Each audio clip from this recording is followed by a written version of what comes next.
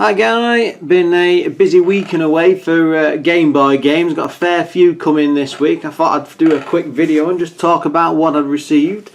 I'll try and keep it short because I don't know how many people find Game Boy stuff interesting, to be honest. It's I don't know why, but it seems just one of them forgotten consoles. I mean, considering the amount it sold back in the day, it's absolutely fantastic. I mean, I've been going through the backlog of Game Boy World by Jeremy Parish, the Retronauts guy, of late. I've spent ages going through his videos and going off recommendations and things, and it's actually a pretty good bloody system.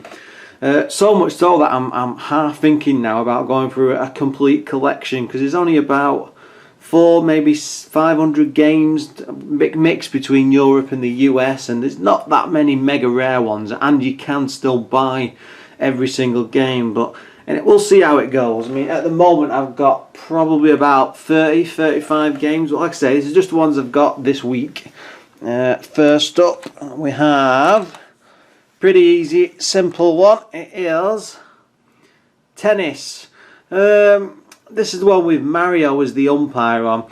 Doesn't play too bad. It's nothing amazing. There's no World Cup or championships or anything like that. It's just playing in a very basic league against the computer. It's fairly challenging. I mean, I've enjoyed it enough. The odd 5 minutes here and there. I've been taking it into work with me actually, so not bad.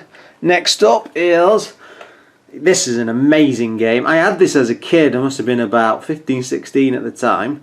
But yeah, it's like a Zelda style James Bond RPG. It's actually a lot of fun. There's a bit of gambling mixed in there, good action and adventure, and it's all top down and stuff.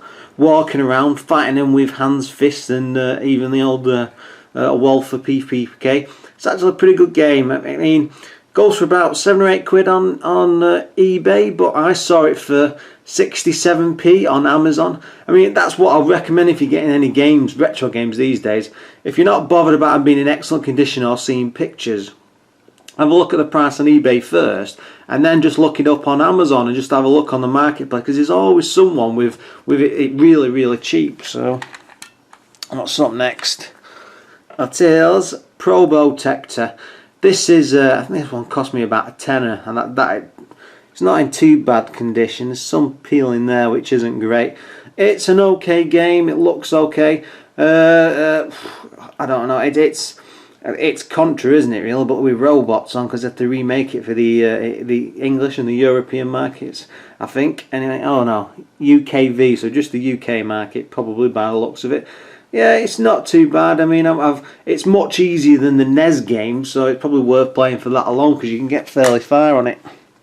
Next up is, now this one I had to get.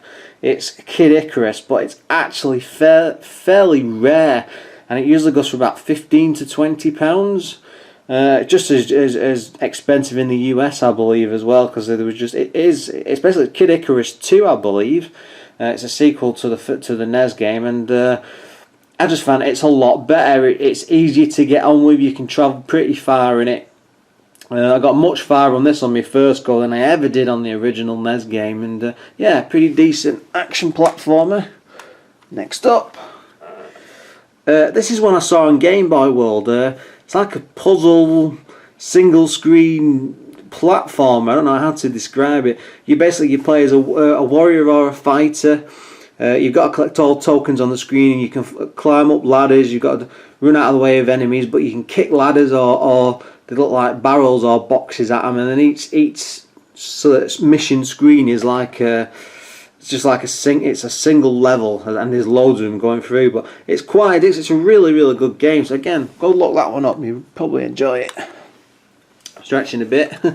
Next up, now this is probably one of the better games rather, on the GB, and it's classic Donkey Kong. Now, this has got a fantastic twist in. You start off playing the first all of the arcade levels, and then something happens, and it basically ends up about, well, it's not really ruin the twist for you. There's like 100 levels to it, so you'll see if you play it. But again, it's not too expensive. I think this one cost me about 6 quid, including postage and packaging. But it's got a battery in it as well, and there's about, like I say, 100 levels, so you can save as you go along, which is a bit of a godsend, really. Next up, again, this was another Game Boy World one. That guy's going along everything in release order. I'm sorry, he's only up to about number 60 at the moment, and he's just hit 1990, or he's about to hit 1990. This one's like I don't know. It's like a run and gun, top down, side down maybe, run and gun shooter.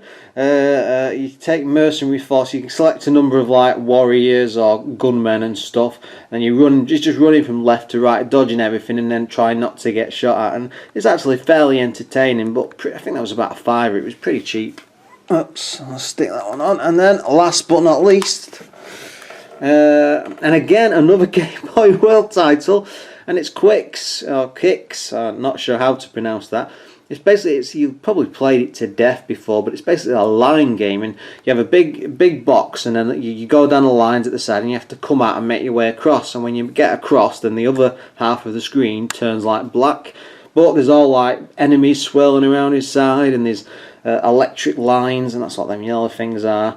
And it's actually fairly addictive. I've had a lot of fun with this. I've been carrying around with me a fair bit, and there's no save games or anything. It's a typical Game Boy game in that way, but yeah, it's quite addictive, cheap, and very easy to get your hands on. So yeah, that's just a few of what I've been picking up this week. I've got loads more on the way, but I don't want to bore you too much. I've probably got another 10 I could go through, but those are the best of the ones I've enjoyed in this week at least. So yeah. Anyway, as always guys, thanks for watching, and please look forward to another video soon.